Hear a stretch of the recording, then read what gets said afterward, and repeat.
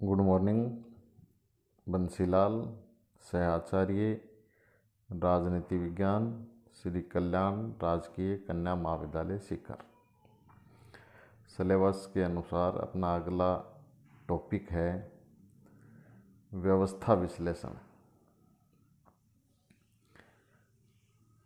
इस टॉपिक को समझने से पहले अपन इस वीडियो में आज ये डिस्कस करेंगे कि व्यवस्था क्या होती है, व्यवस्था किसको कहते हैं और राजनीतिक व्यवस्था क्या होती है, उसकी क्या विशेषताएं होती हैं, कैसे पहचान कर सकते हैं कि ये राजनीतिक व्यवस्था है। इन सब बातों पे आज इस वीडियो में डिस्कस करेंगे। आज के इस वीडियो का टॉपिक है राजनीतिक व्यवस्था की अवधारणा। राजनीति विज्ञान के अध्ययन में राजनीतिक व्यवस्था विश्लेषण उपागम एक नवीन दृष्टिकोण है।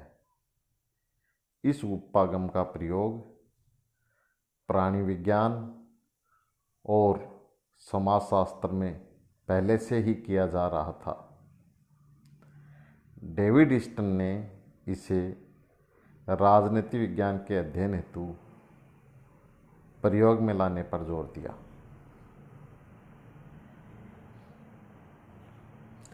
वस्तुतः पारंपरिक और मध्ययुगीन राजशास्त्रियों ने राज्य का अध्ययन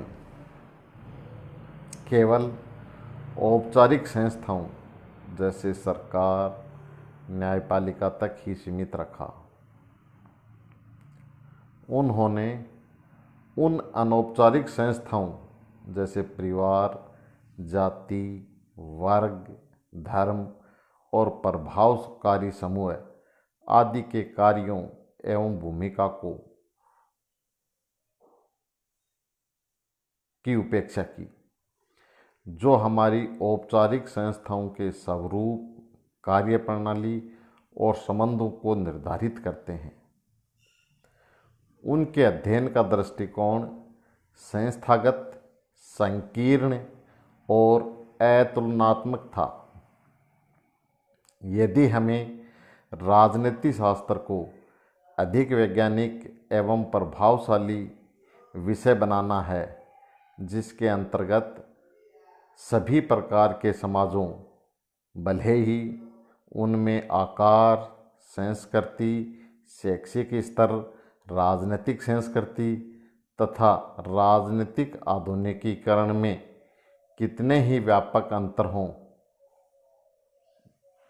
तो एक व्यापक विश्लेषण सिद्धांत की आवश्यकता है। राजनीतिक व्यवस्था की संकल्पना इस उद्देश्य की पूर्ति करती है। यह शब्द अधिक उपयुक्त है क्योंकि इसके अंतर्गत समस्त राजनीतिक क्रियाएं सन्निहित हैं, भले ही उनका संबंध समाज की किसी भी संस्था से हो या ये किसी भी स्थान पर घटित हो। राजनीति विज्ञान के अंतर्गत व्यवस्था विश्लेषण सिद्धांत अमेरिकी राजनीति शास्त्रियों की देन है। सर्वप्रथम इस सिद्धांत का प्रयोग प्राकृतिक विज्ञानों में हुआ और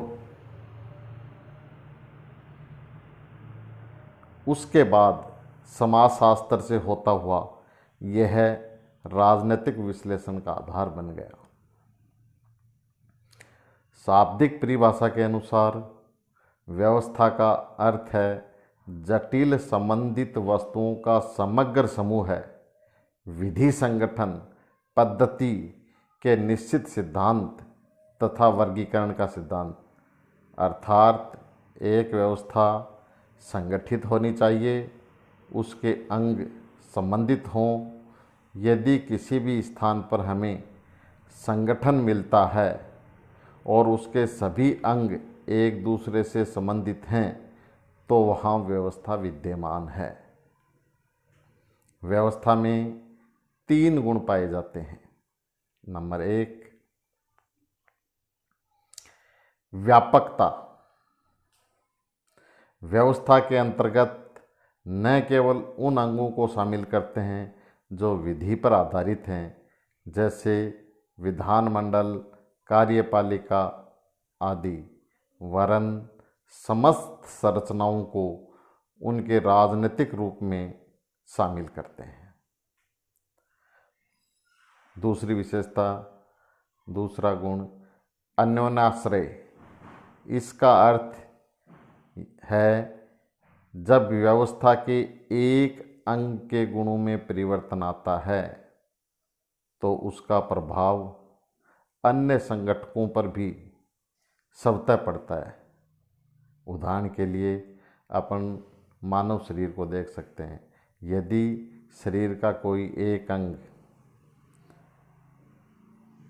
में पीड़ा होती है तो उसका प्रभाव, उसका असर पूरे शरीर पे पड़ता है। उसी प्रकार व्यवस्था में होता है कि व्यवस्था का अगर एक अंग में परिवर्तन आता है तो उस परिवर्तन का पूरी व्यवस्था पे प्रभाव पड़ता है, अर्थात वो परिवर्तन पूरी व्यवस्था को प्रभावित करता है। और तीसरा गुण, सीमाएं। सीमाओं से हमारा तात्पर्य है कि प्रत्येक व्यवस्था किसी एक बिंदु से प्रारंभ होती है तथा किसी एक निश्चित स्थान पर उसका अंत होता है। अर्थात प्रत्येक व्यवस्था किसी एक निश्चित स्थान से प्रारंभ होती है और किसी निश्चित एक बिंदु पर उसका अंत होता है। उसी बिंदु को उस व्यवस्था की सीमा कहते हैं। राजनीतिक व्यवस्था के लिए इसे राजनीतिक व्यवस्था की सीमा कहते हैं, आर्थिक व्यवस्था के लिए इसे आर्थिक व्यवस्था की सीमा कहते हैं।